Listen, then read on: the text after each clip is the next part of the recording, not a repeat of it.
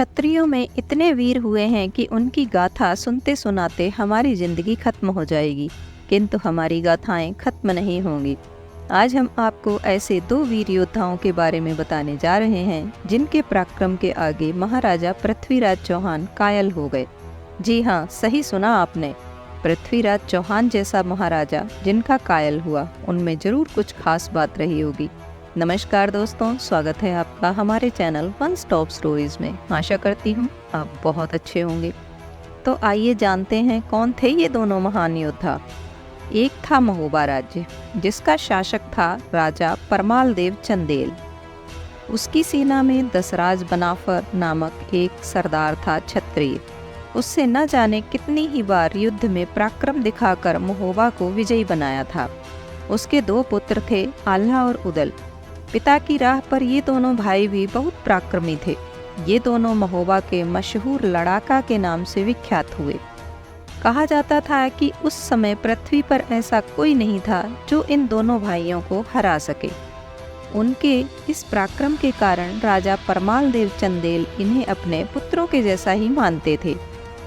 उनका इतना बल, पराक्रम और शौर्य देखकर राज्य के अन्य कर्मचारी उनसे ईर्ष्या करते थे। आल्हा उदल के पास अच्छे नस्ल का घोड़ा था जो उनके पिता की आखिरी निशानी था। लोगों ने राजा के कान भरे कि ऐसा घोड़ा तो केवल महोबा के राजा के पास ही होना चाहिए। राजा परमाल देव चंदेल ने कुछ धन के बदले वो घोड़ा लेना चाहा, पर आल्हा ने वो घोड़ा उन्हें नहीं दिया। इस पर राजा के सामंतों ने फिर से राजा के कान भरे। चमचे हर जगह होते हैं, आज भी और उस टाइम में भी।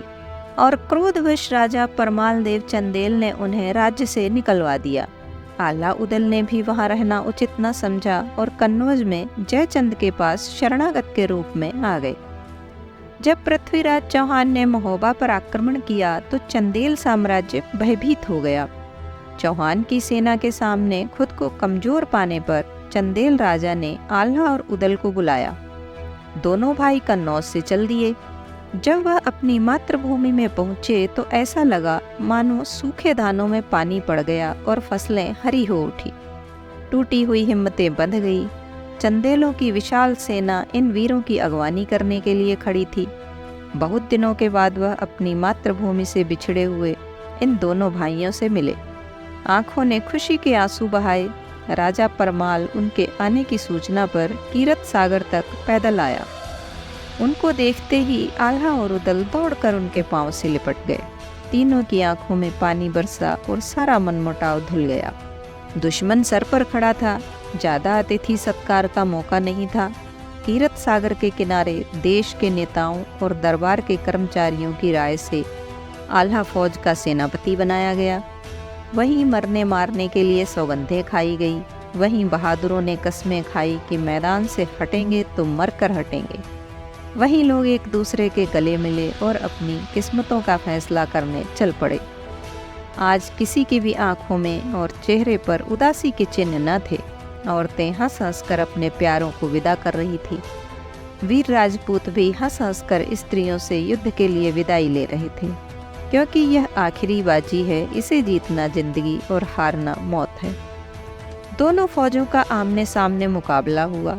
महाराजा जयचंद ने भी अपनी सेना पृथ्वीराज से युद्ध करने के लिए भेज दी थी। दोनों की सम्मिलित सेना लगभग 1 लाख की थी। इस सेना को लेकर आल्हा और उदल अपने स्वामी की ओर से युद्ध करने के लिए निकल पड़े।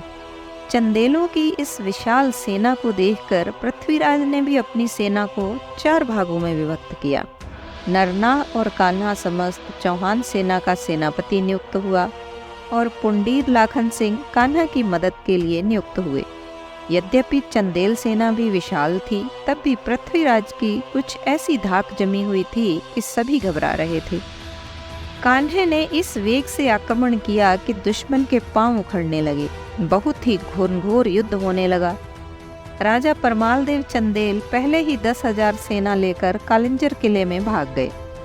वीर बांकुरे आल्हा और उदल अपने स्थान पर ही डटे रहे। वे जिधर झपट्टा मारते उधर ही सफाया कर देते। आल्हा उदल के होते हुए भी प्रथम दिवस के युद्ध में चौहान सेना ही विजयी रही। राजा परमाल देव चंदेल के किले में भाग जाने के बावजूद उसका पुत्र ब्रह्मजीत युद्ध क्षेत्र में मौजूद था।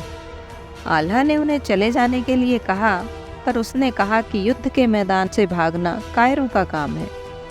पहले दिन का युद्ध समाप्त होते होते पृथ्वीराज की सेना द्वारा जयचंद और राजा परमाल देव चंदेल के कई सामंत समेत हजारों सिपाही मारे गए। दूसरे दिन का युद्ध फिर शुरू हुआ।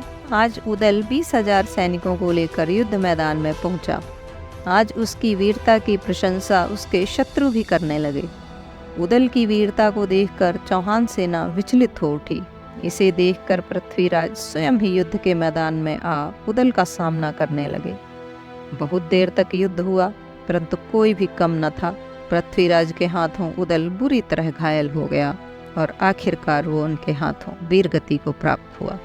उदल की मृत्यु का समाचार सुनकर ब्रह्मजीत और आल्हा क्रोध से भर उठे। दोनों ने पृथ्वीराज को घेर लिया। पृथ्वीराज को घिरा देखकर कान्हा उनकी ओर दौड़ा, लेकिन आल्हा ने कान्हा पर ऐसा वार किया कि वो बेहोश होकर गिर पड़ा। इसके बाद संयम राय पृथ्वीराज की मदद करने आए, पर वो भी आल्हा के हाथों मारे गए।